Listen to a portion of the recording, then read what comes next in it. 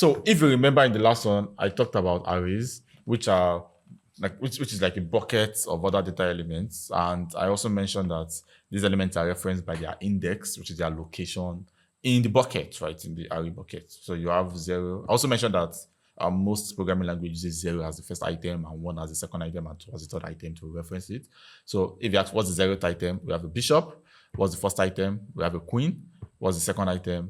We have a knight, right? So, and so on and so forth. And that's for arrays.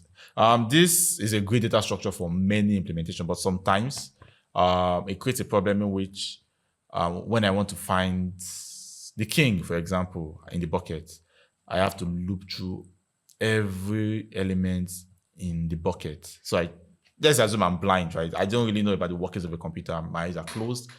I pick in the first item.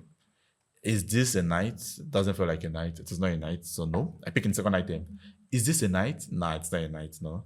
I pick in the third item. Is this a knight? And this is because the only way I can reference this item is because of their location, their number, right? Their indexes, right? That's what so I have to look through everything and say, oh, at the 1, 0, 1, 2, 3, 4, 5. At the 6th item, is this a knight? Oh, yes, this is a knight, so this is a knight. Which can be a very expensive operation sometimes because I would have had to look through multiple records. Imagine I have a million records and I have to look through all of them.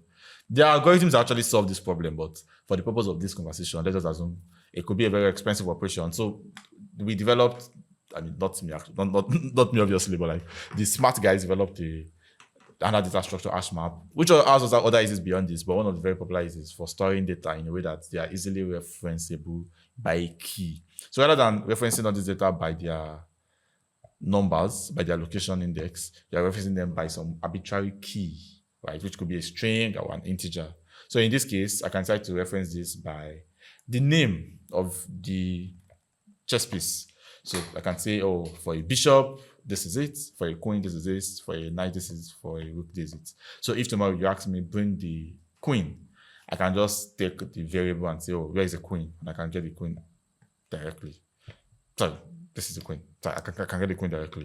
And so this is a more logical illustration of an Hashmap, and you can see it's easy for me to just take a point and reference it as opposed to an array, which I showed earlier here, which I have to look through to find the index. If I don't know the number, I have to look through to find the number that matches the item that matches that item.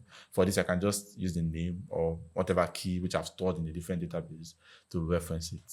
Right. So read the notes that are attached to this for you to get more context and attempt the light game I've created to just test the knowledge on this. Thank you.